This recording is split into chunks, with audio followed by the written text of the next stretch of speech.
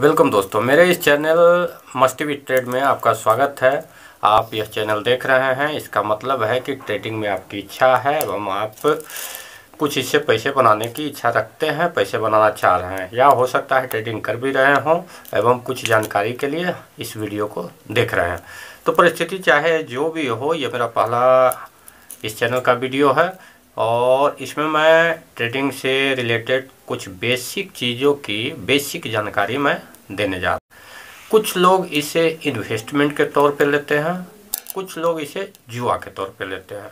मान्यताएं तो और भी बहुत सारी है, लेकिन मैं बेसिक ये दो चीज़ों के बारे में चर्चा कर रहा हूँ कि कुछ लोग जो है इसे जुए के तौर पे देखते हैं और कुछ इन्वेस्टमेंट के तौर पे देखते हैं। तो अगर आप इन्वेस्टमेंट के तौर पे देखते हैं तो कुछ लोगों के लिए इन्वेस्टमेंट हो सकता है, जो बड़े बड़े इन्वेस्टर हैं, जिन्हें इस मार्केट की बहुत अच्छी जानकारी है, जिन्होंने इससे बहुत पैसे कमाए हैं, वो इसे इन्वेस्टमेंट के तौर पे ले सकते हैं। क्योंकि वो जहाँ भी पैसे डालेंगे वो पैसे ग्रोथ ही करेंगे, बढ़ेंगे ही। क्योंकि शेयर का परफॉर्मेंस उनके पैसे लगाने पर भी निर्भर करता है कि अगर इस साहब ने इसमें पैसे डाले हैं तो अपने आप वो प्राइस बढ़ने लगते हैं। तो इन लोगों के लिए इन्वेस्टमेंट हो सकता है, लेकिन सभी के लिए इन्वेस्टमेंट नहीं हो सकता है। क्योंकि जब आप इसमें पैसे डालिएगा तो आपका पैसा मार्केट पर डिपेंड करेगा। यानी कि अगर शेयर प्राइस ऊपर जाता है तो आपके पैसे बढ़ेंगे, शेयर प्राइस नीचे जाता है तो आपके पैसे डूब भी जाएंगे। इन्वेस्टमेंट कभी डूबते नहीं है। इन्वेस्टमेंट अगर बढ़ा नहीं तो नीचे भी नहीं आता है। जैसे कि आपने अगर एफडी में डाल दिया या कोई ज़मीन खरीद ली या किसी और बिजनेस में लगा दिया, तो वो पैसे आपको धीरे धीरे ग्रोथ की तरफ बढ़ते हैं, कभी नीचे की तरफ नहीं जानते। कभी आपने सुना है कि आपने कोई ज़मीन खरीदी और उसका रेट नीचे चला गया? ये बहुत रेयर केस में अगर हो सकता है उस ज़मीन पर किसी गुंडे बदमाश ने कब्जा कर लिया हो, या नाजायज़ ज़मीन हो, या पेपर में गड़बड़ हो, तो वो हो सकता है, वो रेयर केस अलग है। लेकिन नॉर्मल केस में आपका पैसा बढ़ता है। बैंक में आपने एफडी करवा दिया, रेकरिंग खुलवा ली, या इस तरीका का कोई भी चीज़, ये इन्वेस्टमेंट कहा जाता है। यानी जिसमें आपको फिक्स है, एक मेंटली आप प्रिपेयर्ड हैं कि आपने अगर 100 रुपये डाले हैं तो मिनिमम 100 रुपये तो आगे आप निकाल ही लेंगे, कम से कम वो ऊपर ही जाएंगे। लेकिन कितनों किस्मत अगर ख़राब रही तो 100 रुपये तो निकलेंगे ही। लेकिन शेयर में ऐसा नहीं है। हो सकता है आपने 100 रुपये डाला और कल को 0 रुपये भी हो जाए। ठीक है, बहुत सारी ऐसी फ्रॉड कंपनियां हैं जो रातों रात भाग जाती है। तो इसको इन्वेस्टमेंट के तौर पे सभी लोग नहीं ले सकते। हाँ, जुआ के तौर पे आप इसे ले सकते हैं, क्योंकि इसमें आप किसी और की किस्मत पे दांव खेल रहे हैं। कोई एक शेयर चुनते हैं, उसकी परफॉर्मेंस देखते हैं और एक अंदाज़ा लगाते हैं कि ये शेयर प्राइस ऊपर जाएगा कि नहीं जाएगा। अगर लगता है कि ऊपर जाने वाला है तो आप उसमें पैसे डालते हैं। तो ये चीज़ें जुआ में होती है कि भाई ये डिजिट आएगा कि नहीं आएगा, इसके बाद कौन सा रिपीट करेगा, इस तरीका के अंदाजे लगा के उस पर दांव लगाना, ये जुआ कहलाता है। तो ये एक तरह से शेयर भी आप जुआ की तरह ले सकते हैं। बहुत से ब्रोकर या बहुत से एनालिस्ट आपको बोलेंगे कि ये पूरी तरीका से साइंटिफिक है, कैलकुलेटेड है, आप जो है इसका एनालिसिस करके आप पैसे लगाते हैं। ये जुआ नहीं है, इसमें आपका बढ़ना ही बढ़ना है। चार्ट दिखाएंगे, उसकी आप ट्रेंड, लो ट्रेंड, जो भी चीज़ें हैं ये दिखाएंगे और बोलेंगे कि इसमें जो है आपके पैसे डूबेंगे नहीं। लेकिन चाहे आप कोई भी एनालिसिस करते हो, या तो फंडामेंटल एनालिसिस पर विश्वास कर रहे हो या टेक्निकल एनालिसिस पर विश्वास कर रहे हो, दोनों ही एनालिसिस में आप जो है मूल रूप से यही अंदाज़ा लगाते हैं कि इस शेयर का जो पीछे का हिस्ट्री कैसा है, किस तरीका से ये पैटर्न बना के चार्ट बना रहा है, या इसका बैकग्राउंड कैसा है, इसका मनी कितना मार्केट में लगा हुआ है, ये किन किन क्षेत्रों में पैसा लगाए हुए है। इन चीज़ों का आप अंदाज़ा लगाते हैं और चार्ट वगैरह जो चार्ट है उसको देखते हुए गेस करने की कोशिश करते हैं कि आगे ये अब ट्रेंड ही जारी रहेगा या लो ट्रेंड होगा, इसके पैसे, इसके शेयर प्राइस बढ़ेंगे या क्या होंगे। ये अंदाज़ा लगाते और पैसे लगाते हैं। तो जहाँ भी ये अंदाज़ा लगाने वाली सिस्टम आ जाती है वहाँ आप उसको जुआ ही मान के चलेंगे तो ठीक रहेगा। जुआ के अलावा दूसरा चीज़ मानेंगे तो सही नहीं रहेगा, आप फंस जाइएगा। तो इस वीडियो में मैं मूल रूप से ये दो जो एनालिसिस का वे है, एक फंडामेंटल एनालिसिस और दूसरा टेक्निकल एनालिसिस, इन दोनों में क्या अंतर है ये आपको बताने जा रहा हूँ। फंडामेंटल एनालिसिस जो है किसी भी फैक्ट्री या कंपनी का या शेयर का जो उसका बेसिक चीज़ें हैं, यानी कि ये कंपनी कहाँ की है, किस क्षेत्र की है, इसके पैसे कहाँ कहाँ लगे हुए हैं, हिस्ट्री में इसने क्या क्या परफॉर्मेंस दिया है, अभी ये आगे क्या क्या इसकी सोच है, कहाँ कहाँ लगाने जा रही है, इन चीज़ों का एनालिसिस करके जो रिजल्ट निकाले जाते हैं वो फंडामेंटल एनालिसिस कहलाते हैं। और दूसरा होता है टेक्निकल। टेक्निकल जो वर्ड है, टेक्निक पूर्णतः हो जाता है किसी चीज़ को जल्द करने की विधि, ये टेक्निक है, टेक्निक कहा जाता है।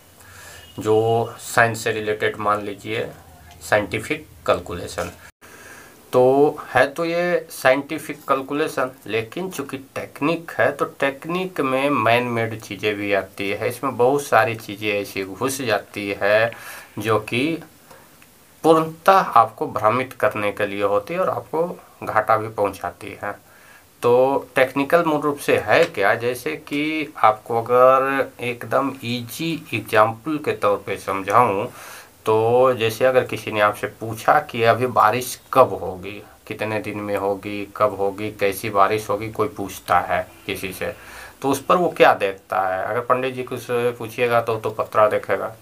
साइंटिफिक रूप से पूछिएगा तो बाकायदा वो आकाश में बादल की स्थिति क्या है, उसकी डेंसिटी क्या है, पानी का उसमें कितना जो मॉइस्चराइजेशन है, आर्द्रता है, इन चीज़ों का कैलकुलेशन करेगा। कहाँ पर बादल है, हवा का रुख क्या है, किस डायरेक्शन में फ्लो हो रहा है, आगे पर्वत पहाड़ कहाँ पे हैं, पर्वत की ऊंचाई क्या है, अगर नीचे घने जंगल है तो कितने घने हैं, वहाँ पर टेम्परेचर की क्या स्थिति है। इन सभी चीज़ों पर कैलकुलेशन के बाद जो है ये कोई बता पाता है कि अभी कहाँ बारिश होगी, कितना सेंटीमीटर बारिश होगी या नहीं होगी। तो इस तरीका का जो कैलकुलेशन होगा वो फंडामेंटल कैलकुलेशन होता है।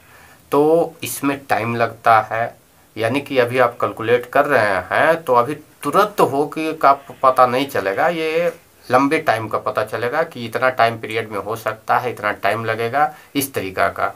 तो जो भी फंडामेंटल एनालिसिस करते हैं वो लंबे टाइम के लिए इन्वेस्ट करने के इच्छुक होते हैं, वही इस फंडामेंटल एनालिसिस का ज़्यादा सहारा लेते हैं। उससे क्या होता है कि मतलब आपको शेयर खरीद के 6 महीना, साल भर, 1 साल, 2 साल इस तरीका से होल्ड करना हो, उसके बाद बेचना हो, तो इस तरीका के लोग ज़्यादातर फंडामेंटल एनालिसिस का सहारा लेते हैं। दूसरा होता है टेक्निकल। तो जैसे यही बारिश का ही मैंने बताया, आप रूम के अंदर हैं और अचानक आपको बिजली कड़कने की आवाज़ सुनाई देती है। बिजली कड़कने की आवाज़ सुनाई देती तो क्या बिजली कड़क रही है, इसका मतलब कहीं ना कहीं बारिश हो रहा है। तो कोई भी आदमी तुरंत गेस कर देगा कि हाँ कहीं पर हो सकता है, जहाँ पर वो हो वहाँ पर आवाज़ सुनाई दे रही हो, वहाँ पर बारिश नहीं हो रही। आप इस रूम में हैं, अब बिजली की आवाज़ सुनाई दी तो कोई ज़रूरी नहीं है कि बाहर बारिश हो ही रही होगी। हो सकता है यहाँ से 2 किलोमीटर दूर बारिश हो रही हो, क्योंकि आवाज़ तो आपको दूर की भी सुनाई दे देगी, तो ऐसा हो सकता है। तो उस बिजली की आवाज़ को सुन के ये कहना कि हाँ बारिश यहाँ आसपास हो रही है, और उसके बाद उसका आवाज़ का डायरेक्शन, आवाज़ की तीव्रता ये अनुभव करते हुए ये गेस करना कि हाँ इस डायरेक्शन में बारिश हो रही है, इतना दूर से अगर आवाज़ आ रहा है तो इतनी दूर पर बारिश हो रही है, ये जो गेसिंग होती है ये टेक्निकल एनालिसिस कहलाती है। यानी कि फंडामेंटल एनालिसिस में जो भी बेसिक चीज़ें हैं उन लोगों का कैलकुलेशन करके एनालाइज किया जाता है, और टेक्निकल में जो रिजल्ट होता है, जैसे कि बारिश हो रही है तो बादल कड़के हैं, यानी बारिश का ये रिजल्ट है बिजली कड़कना, तो उस रिजल्ट पे कैलकुलेशन करके, और जैसे हिस्ट्री की तरफ देखते हैं, जैसे कभी भी वो व्यक्ति जो है ऐसा रहा होगा, जो बारिश हो रही हो बिजली कड़का होगा तो उसको ध्यान होगा कि बारिश होता है तो बिजली कड़कता है। उसी हिस्ट्री के आधार पर उसने कहा कि अभी बिजली कड़क रहा है यानी बारिश हो रही है। यानी टेक्निकल एनालिसिस का जितना रिजल्ट होता है वो पूरी की पूरी हिस्ट्री पर डिपेंड होती है। यानी किसी तरीका का इंडिकेशन चार्ट में मिला। चार्ट कई तरह के होते हैं, एक कैंडल चार्ट भी हो सकता है, लाइन चार्ट भी हो सकता है, कोई भी चार्ट हो सकता है। हर चार्ट में वो व्यक्ति क्या करता है, पास्ट उसके जितने भी चार्ट हैं उस तरीका के शेयर्स के, उस तरीका के जो भी इंडस्ट्रीज हैं उनके जो प्राइस अप डाउन हुए थे, उस चार्ट पे को कंपेयर करके उनमें कुछ पॉइंट खोजता है जो कि आइडेंटिफाई करता है कि ये पॉइंट आने पे ऐसा होता है। तो इस तरीका का चीज़ों का नोट्स बना कर रखता है। उसी के अनुसार वो प्रिडिक्ट करता है कि भाई हाँ यहाँ पर ये इंडिकेशन मिला यानी आगे ऐसा हो सकता है। कोई ज़रूरी नहीं है। जैसे कभी कभी ऐसा भी होता है कि दोपहर में भी बिजली कड़क जाती है, ऐसा भी होता है। तो कुछ रीज़न होगा, बिजली हो सकता है पानी नहीं पड़ रहा हो या पानी पड़ने की संभावना हो, ऐसा भी हो सकता है बाद में पानी ना पड़े। लेकिन ऐसे चीज़ें भी शेयर मार्केट में भी होती है कि वो इंडिकेशन तो मिलते हैं लेकिन वो फॉलो फिर वो हिस्ट्री को रिपीट नहीं कर पाती है। तो इन पॉइंट्स को आधार बना के प्रिडिक्ट करना कि आगे शेयर के प्राइस किस हिसाब से रन करेंगे, ये टेक्निकल एनालिसिस में आती है। तो मैं आगे के वीडियो में आपको टेक्निकल एनालिसिस का ही सहारा लेकर कुछ शेयरों का, इसमें और एक चीज़ बता दूं कि जो फंडामेंटल एनालिसिस करते हैं, जैसे पानी पड़ने के लिए आपने बोला कि वो कंडीशन देख के, तो कहीं पर भी आप उससे पूछिएगा तो वहाँ का एनालाइज करके वो बता देगा कि हाँ यहाँ पर अभी बारिश कितने दिनों में नहीं होगी। लेकिन जो टेक्निकल एनालिसिस है वो उन्होंने बिजली की आवाज़ सुन के प्रेडिक्ट किया, यानी जब बिजली की आवाज़ जहाँ पर सुनाई देगी वो वहीं पर का प्रेडिक्ट कर सकता है। यही है टेक्निकल एनालिसिस में जो भी है वो चार्ट, मान लिया 100, 200, 500 जितना उसकी कैपेबिलिटी है उतना चार्ट पर वो नज़र रखे हुए, कंटिन्यू नज़र रखे हुए। अब किसी एक चार्ट में उसे अपने काम का इंडिकेशन मिला तो बस वो आदमी उसी चार्ट का प्रेडिक्शन करेगा कि इसमें आगे ये हो सकता है। ऐसा नहीं कि वो सभी चार्ट का प्रेडिक्ट करेगा। इसलिए इन चीज़ों में है आपको अलग अलग शेयरों का प्रेडिक्शन मिलेगा, लेकिन फंडामेंटल में आप जिसकी चाहिएगा उसकी मिलेगा। यानी जो शेयर आपकी चॉइस का उसी का आप ले सकते हैं। लेकिन टेक्निकल में जो शेयर एनालिस्ट की चॉइस का है उसका एनालिसिस मिलेगा।